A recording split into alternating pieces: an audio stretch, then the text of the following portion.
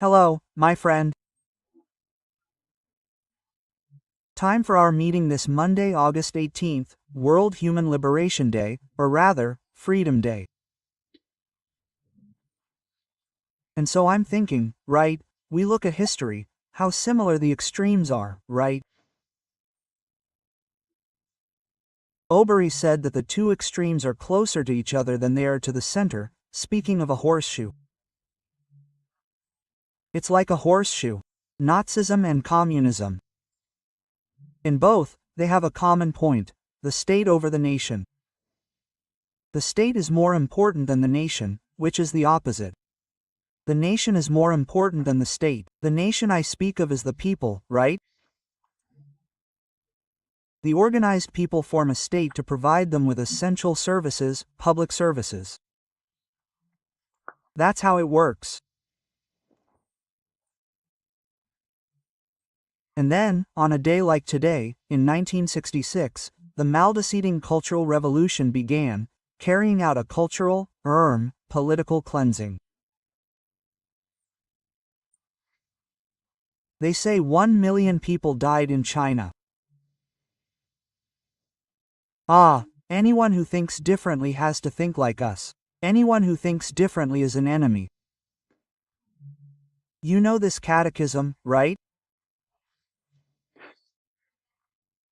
In 1936, the poet, I was going to call myself by his name, but then they decided on Alexander.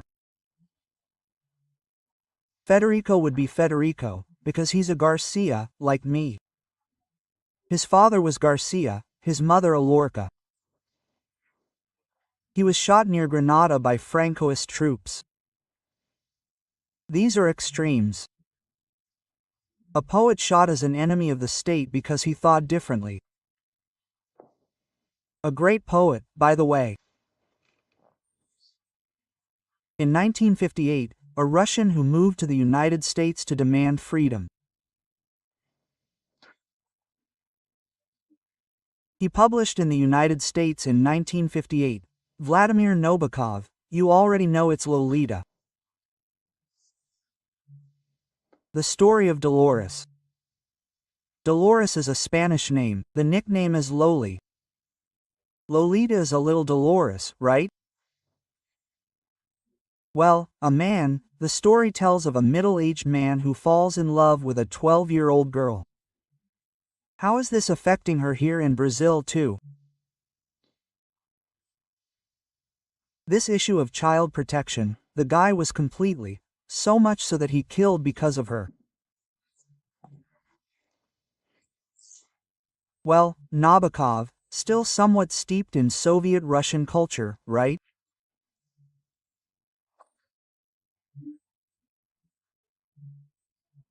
He launched his book in Paris in 1955, where it was later banned, and only later in the United States, as I said, in 1958. And it became a success because intellectual critics, loved the story.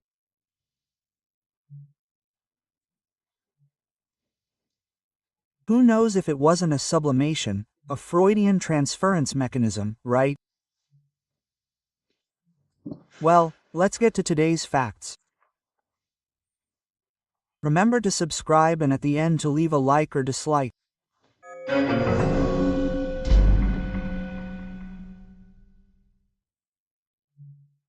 Well, folks, let's talk about Para, where the Great COP30 is scheduled. Serious problems there. They're spending a fortune renting ships to serve as hotels. Meanwhile, throughout the state of Para, extreme poverty, and everything is lacking. I'll take, for example, a friend in Jacareanga.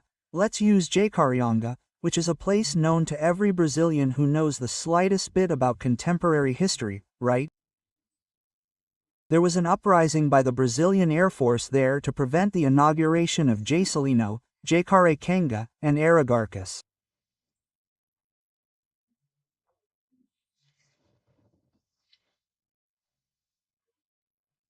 Well, in Jacarecaga, There are reports of diseases, tropical diseases, a lack of health clinics, a lack of doctors, illiteracy, a lack of teachers, a lack of schools, widespread poverty, a lack of sewage, and a lack of water treatment.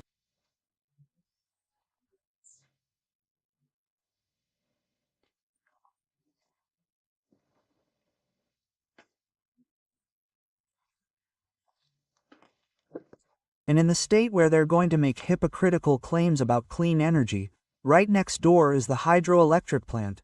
What's the name of the hydroelectric plant?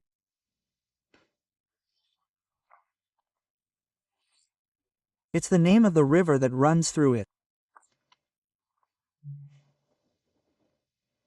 Telespirus, but right next door, they need a diesel-powered thermal plant, polluting the atmosphere.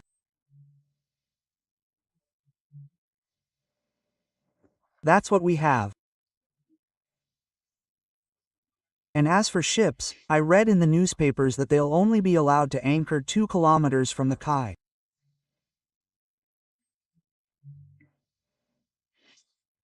And as you know, those who have traveled by ship, boarding, disembarking, and then taking speedboats to get to CES, it takes hours. I calculated the round trip to the event locations. People staying on the ships will have about 6 to 8 hours just to get back to sleep. Per day.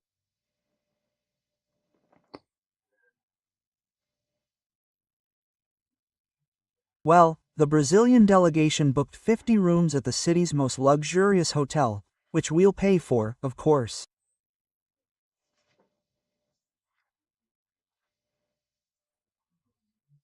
I wonder if this money won't be missed in Jacaracanga, for example. Brazilian taxpayers' money. Now, it's interesting that the newspaper reports that the 2 ships will be docked 2 kilometers from the pier. People, journalism doesn't understand the meaning of docking. This is the new journalism. The ship docks in the gas, right? It can't be docked in the middle of the river. It drops anchor or anchors and stays there, due to lack of draft, right?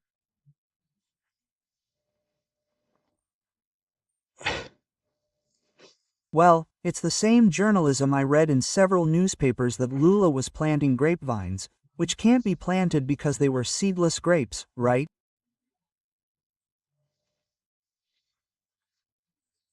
He was planting a vine seedling, not a grapevine. A grapevine is the crutch of those who lack vocabulary, right? Yeah, it's not a guava tree, it's a guava tree, it's not a pear tree, it's not an orange tree, it's an orange tree, it's so easy. Anyway, people are minimalist in their vocabulary.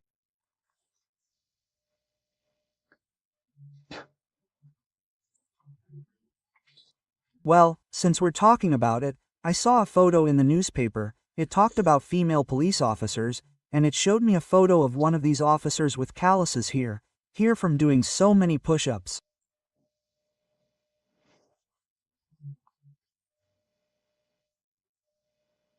Push-ups with different support on the ground or with the palm of the hand, right? Not here, Holy Mother. That's the journalism we have today. Well, let's move on. Débora do Battle, who was convicted 4-1 in the panel. Look at that, she was convicted by 4 votes in a court of 11. Interesting, right? Well, but her defense filed an infringement motion. And Moraes ruled that she doesn't deserve the motion and didn't accept the appeal. She was sentenced to 14 years in prison for property damage. The staff washed the granite, making it clean again, where she wrote with lipstick. Writing with lipstick on granite, without damaging it, was 14 years old. This is incomprehensible to anyone with more than one brain cell and arm to overthrow the government.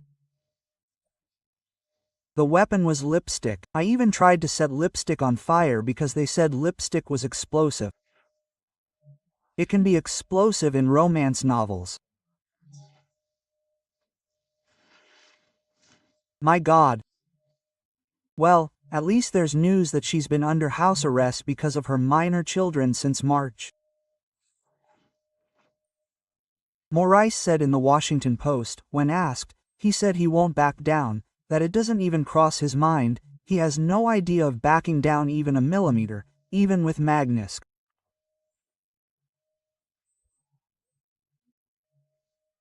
And then Minister Dino, in turn, made a ruling there, based on Mariana's story, on Mariana's stroke, that foreign law has no effect in Brazil.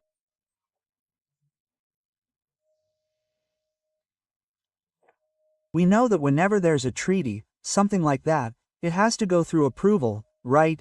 The federal Senate's approval to have the force of law here in Brazil. But there's just one little problem, right? The entire Brazilian banking system depends on the US financial, and digital systems. It's not being applied here, but it will be applied there, right?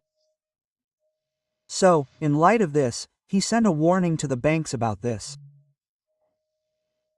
So, the banks are between a rock and a hard place. If they block or close Moraes accounts, they will have committed a crime in Brazil, I don't know, contravening a decision by a Supreme Court justice, which isn't law, but he must have cited some law.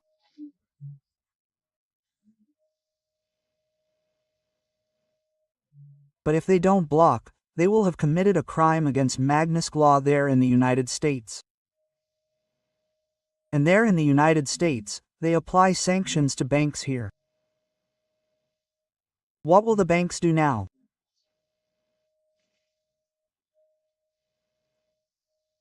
The situation for Brazilian banks is extremely complicated given this statement by Justice Dino, which I don't know yet. The issue has to be confirmed by the majority of the Supreme Court. If there's a law, right?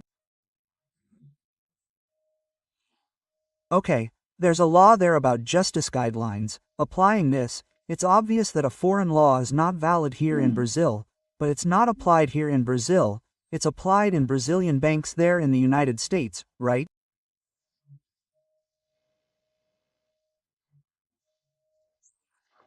Just like the American passport belongs to the United States government, the Brazilian passport belongs to the Brazilian government, it's the government that issues a passport, right?